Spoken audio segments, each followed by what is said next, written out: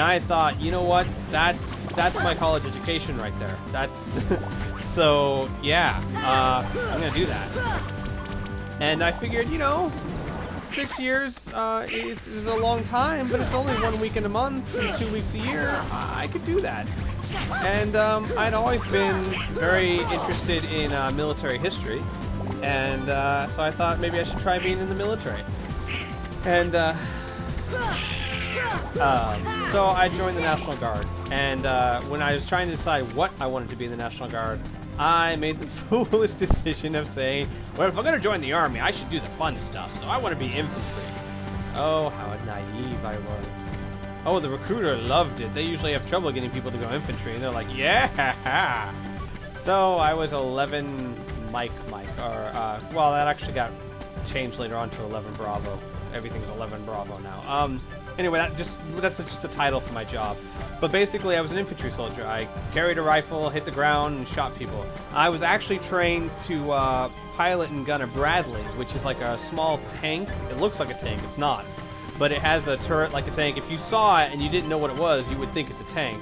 But it holds troops, and it's really a transport vehicle with a really big cannon on top of it. And I was trained to drive and shoot that, and shooting that thing is so much fun. But first and foremost, I was an infantry soldier on the ground. The problem was, I signed up August or July 29th of 2001. And when I signed up, they told me that my National Guard unit had not been deployed for 40 years. Because my big concern was I didn't want to be deployed. I didn't want to spend years of my life away from my family, friends, and college. And they said, you don't have to worry about that. We haven't been deployed anywhere in 40 years. It's not going to happen. I was like, all right, cool. And then literally a month and 11 days, or a month and like 13 days after I sign up, 9/11 happened. Yep. So I actually ended up being spending a lot of time deployed. I was slated to go to basic training in October 30th, which was just enough time. Basically, it was about 2 months after September 11th, which was just enough time for everyone to get upset about September 11th and get that huge wave of people. Because after September 11th, you had tons and tons of people go, I want to help my country. I'm patriotic. Right now, we're gonna sign up in the military, go to Afghanistan, and kick their butts. And they had an enormous wave of people sign up. And so I got to basic training when it was way too overcrowded. I mean, insanely overcrowded. Normally, when you get to basic training, you go to, I went to Fort Benning, Georgia. And you go to a place called 30th AG for 4 days. 4 days is where they process you, they get your paperwork done, they shave your head, they give you your immunizations, your penicillin shot in the butt, which is never fun, and all that good stuff. It takes 4 days. I was there for a month and a half. Why was I there for a month and a half? Because they had nowhere to put me. Every single unit was filled up. So, yeah. I literally sat there, and the problem was they couldn't do anything. Since I didn't really have insurance, or the military wouldn't cover any injuries to me until I was actually in a basic training unit, they couldn't do much. They couldn't really smoke us, is what they call it when they punish us, which is make you just do push-ups and sit-ups until you throw up, that kind of stuff. They couldn't do that. They could make us do push-ups and stuff, but not an excessive amount. We couldn't run. We couldn't do anything. We just sat there all day doing nothing, which is why they developed that RPG. Because we literally would sit there for a month and a half doing nothing. Oh, and they were absolutely brilliant. I got tonsillitis because one of the vaccinations they give you is the flu shot. And the flu shot, if you don't know, works by giving you a very mild case of the flu. And your body gets over it very quickly, and it builds an immunity to it. And thus, that way, if you ever get the real flu, your body knows how to handle it. And you don't get sick from it. Well, here's the problem. You take about 100 people, You give them all the flu shot, which gives them a mild case of the flu, and you stick that 100 people in the same room for like 2 weeks, and they hardly ever leave the room. Yeah, brilliant move, Army. Just saying. I got tonsillitis. A whole bunch of other people got a bunch of stuff because if a whole bunch of people have a little bit of something, a bunch of people are going to get a lot of everything. And I had to get another penicillin shot in the butt. And those are not fun, let me tell you. It's like, the penicillin is like a thick gel, and they shoot it into your gluteus maximus because it's very vascular. There's a lot of blood vessels there, and it absorbs very quickly. However, it sits there like a knot. And basically, the best way to describe it is you get there, they stick the injection in you, and you're like, ow! You feel a little, like, prick, and then they pull it out and say you're done. You're like, oh, okay. And you're like, it wasn't so bad. And you take, like, 3 steps, and then it's like someone just Charlie horsed you really hard. Which Charlie horse means someone needs you in your butt cheek as hard as they possibly can. And you just, like, and you can feel it there. And it lasted about a week for me the first time. And the first couple of days, you really have trouble getting up on the top bunk. I was on the top bunk, and I had a hell of a time trying to get up there the first couple of days. And then, after I had finally gotten used to it, I got tonsillitis. And, yeah, I went back to the doctor, and the doctor was like, all right, well, we're going to give you a penicillin shot. And I was like, what? But, no, that sucked. Isn't there something else? He's like, I could stick it in your throat. I was like, which cheek do you want? You want this one right here? All right, go ahead. Oh, that was fun. And then, so a month and a half in 30th AG, nothing to do. Finally, we get sent to a unit. It wasn't even an infantry basic training unit. It was just a regular basic training unit because they wanted to get us out of it. So we went through the first 3 weeks of basic training, which are the hardest. Now, there's a difference. I'm just rambling too much. There's a difference because normal basic training for a normal job, mechanic, engineer, supply, cook, etc., is 9 weeks. Then after 9 weeks, you go to what they call ATI, which is Advanced Training, or AIT, or something. Something like that. AIT, I think is what it's called. But anyway, it's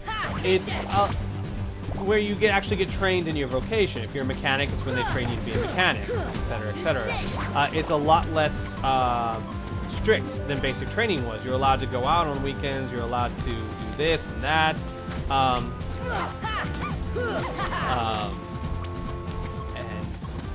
And so it's a lot easier to handle than, say, basic training was. Infantry is not like that. What's this? Research another one. What? Ingredients potion. Alright. Oh, hey, I found research number 1. Let's go. Get off that. Infantry training is just 15 straight weeks of basic. Let's begin. Starting the experiment. Potion was put in. After putting the potion in the ingredients, ice it. Magic blizzard. Bam. Nice. Can I do it again? Oh, fine. Yeah, because it's basically just 15 straight weeks of basic training. Why? Because basic training, for most people, is giving you a crash course in what an infantry soldier does. Because everyone in the army is an infantry soldier first, blah, blah, blah, blah. It's where you learn how to shoot your rifle and survive in case of combat. And when you, they learn how much stress you can take. Infantry is basically, that's all you do. That's your job. So you just get a more extensive form of it. It's a lot tougher physically, a lot more physically demanding. Your PT scores, your physical training scores have to be a lot higher than everyone else's. Your road marches are longer. Your runs are longer. For example, I believe the longest... a road march is basically you put on all your gear between In basic training, it was only like 35, 40 pounds you carry, but in the actual army, you're carrying 100 to 120 pounds on your back, in your rifle, all that good stuff. And you basically march in file, and it's called a road march because you're basically marching along the road. And you start off in basic training, you do like a 2-mile road march, then a 4, then an 8, and then finally a 12. And so 12 miles is a long way, trust me. Especially when you're carrying all that gear. Infantry does a 2, a 4, an 8, a 12, a 16, a 20, and a 24. Or maybe it's just a 16 and then a 24. But anyway, yeah, you instead of a 12, you also have a 16. I believe a 16 and a 24. Anyway, just try and fathom that for a second. 24 miles on foot with like in basic training we carried like 40 pounds, something like that. That was a lot. In the army, when I was doing my road marches, it was like 100 pounds. That is an incredibly long distance to walk. And those are some of the worst things in basic training because it's so monotonous. All you do is walk and think about how much your feet hurt. That's it. That's all you do. Lots of fun. So infantry is a lot more physically demanding, but sometimes it's also a lot more fun because you do a lot of stuff like Miles gear, which is like laser tag.